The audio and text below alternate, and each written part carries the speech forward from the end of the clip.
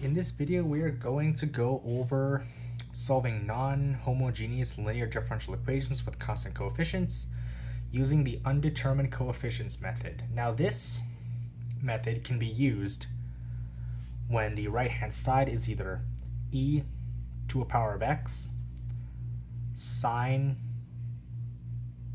of some function, or a cosine of some function, or the third one is polynomials. And it can be used, and it can also be used if there's the right-hand side that's any combination of these. Now, they could be multiplied or linear combination, but if there's any combination of these, you would use undetermined coefficients. So how would you solve an undetermined coefficients problem? So step one is to solve the associated homogeneous differential equation, and we'll just call it y of c. So your result would be called y of c. The second step is to make an educated guess for your particular solution, which we'll just call y of p.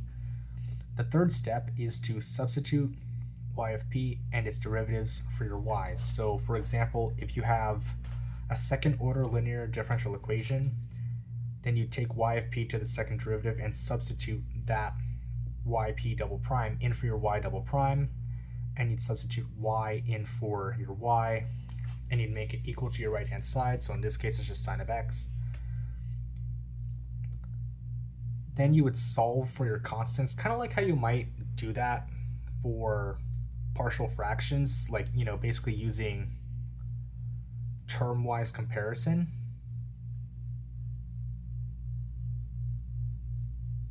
And finally, your answer will just be your y of c added to your y of p. So what should you make your guess? Well, let's say you have a polynomial of degree n. Well, it's just going to be a, which is a constant, times x to the power of n, plus b times x to the n minus 1, all the way down until you get a constant.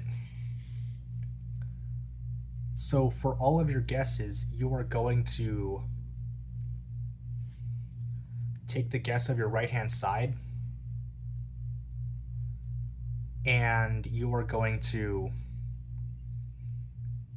make it times a constant, and you're going to take its derivatives until it either goes to 0 or until it wraps back around to its original term.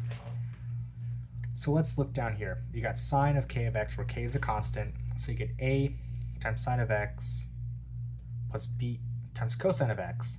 But if you were to take another derivative plus c, even though the derivative of cosine is negative sine, you can just do it plus c times sine, because c is a constant, so it could also be negative. So times c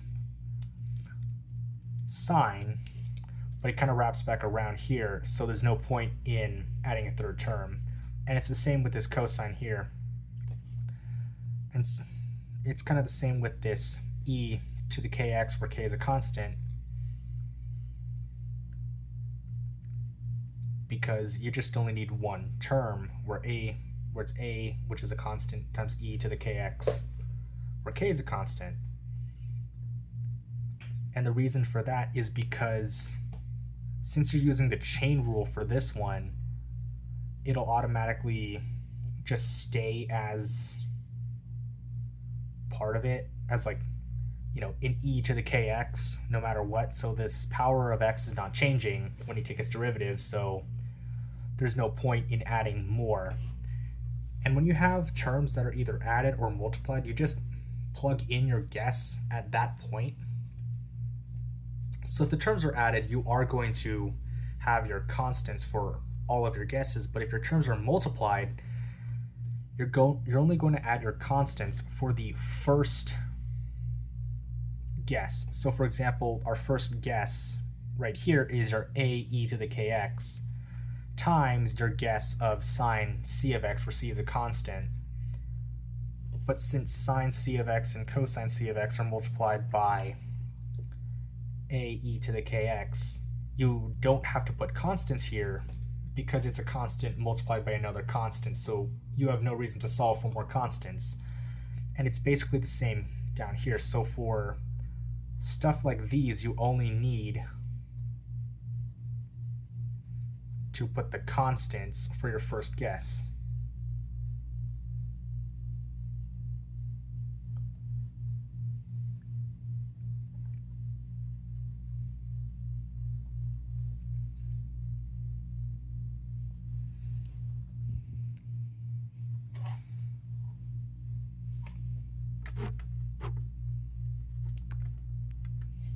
Okay.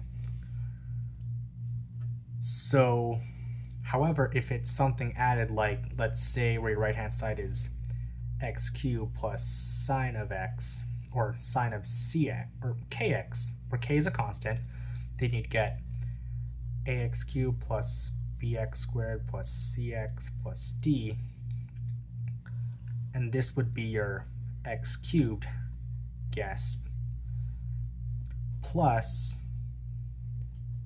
e sine of kx plus f cosine of kx, and this would be your sine of kx guess. So you just add them like this if you're just adding them. Now there are a couple of examples where you might have to modify your guess cases, which really means just multiplying by an x for that guess.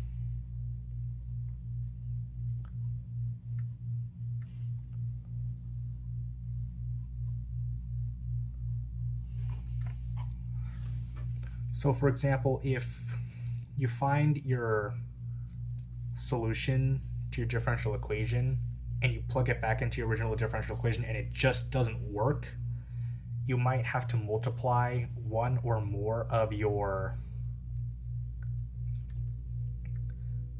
y of p guesses. And there's another case where you might have to multiply your y of p guess by an x. So if that part of your guess repeats with your y of c, or at least part of your y of c, then you have to multiply that by an x. So for example, if your y of c is equal to c1 e to the x plus c2 e to the 9x, and your y of p guess is equal to a times e to the 9x, well, this part right here is just a scalar multiple of this part right here. And since they're not linearly independent, you're going to have to multiply this by an x until there are no terms of repetition in your y of p guess that match any terms in your y of c.